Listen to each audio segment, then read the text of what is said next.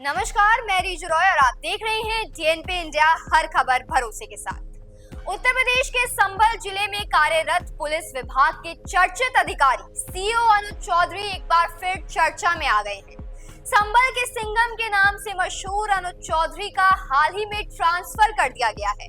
अब उन्हें चंदौसी में सीओ की जिम्मेदारी सौंपी गई है। बीते 5-6 महीनों में वो कई घटनाओं और अपने विवादित बयानों को लेकर लगातार सुर्खियों में बने रहे। उनके बयान न सिर्फ चर्चा का विषय बने बल्कि प्रशासनिक जांच का कारण भी बने। आज के इस वीडियो में हम नजर डालेंगे अनुज चौधरी के कार्यकाल, विवादित बयानों और उनकी छवि पर, जिसने उन्हें लोगों के बीच एक कड़क और बेबाक अधिकारी की पहचान दिलाई। संभल में हुए विवादित ढांचे के सर्वे के दौरान सांप्रदायिक तनाव और हिंसा की स्थिति पैदा हो गई थी। इस घटना में कई पुलिसकर्मी घायल हुए, जिनमें सीओ अनुज चौधरी भी शामिल रहे।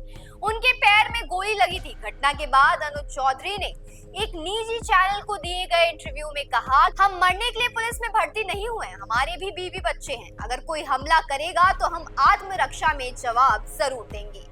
ये बयान मीडिया में आते ही वायरल हो गया और कई लोगों ने इसे पुलिस के मनोबल की झलक माना, तो कुछ ने इसे गैर जिम्मेदाराना करार दिया। हालांकि अनुज चौधरी अपने बयान पर कायम रहे और कहा कि पुलिस बल को सिर्फ मूक दर्शक नहीं बने रहना चाहिए, बल्कि कानून के तहत आत्मरक्षा जरूरी है। अनुज चौधरी का एक और बयान उस समय चर्चा में आया जब होली और जुम्मे के दिन एक साथ पढ़ने की स्थिति बनी।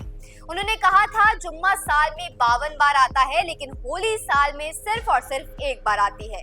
अगर किसी को लगता है कि होली के रंग से उसका धर्म भ्रष्ट हो जाएगा, तो वो उस दिन घर से बाहर ना निकले।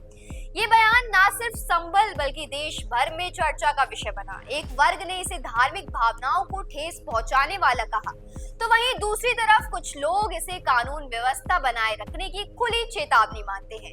इस बयान के बाद प्रशासनिक स्तर पर जांच के आदेश भी दिए गए, लेकिन वहीं अनुज चौधरी के इस होली वाले बयान का उत्तर प्रदेश के मुख्यमंत्री योगी आदित्यनाथ ने भी समर्थन किया और कहा कि अनुज ओलंपियन है, पहलवान है, इसलिए उनके बोलने का तरीका शायद किसी को पसंद ना आया हो, लेकिन उन्होंने बात बिल्कुल सटीक कही है। सीओ अनुज चौधरी का एक और वीडियो सोशल मीडिया पर वायरल हुआ, जिसमें वो एक धार्मिक कार्यक्रम में हाथ में भगवान हनुमान की गदा लेते हुए दिखाई दिए।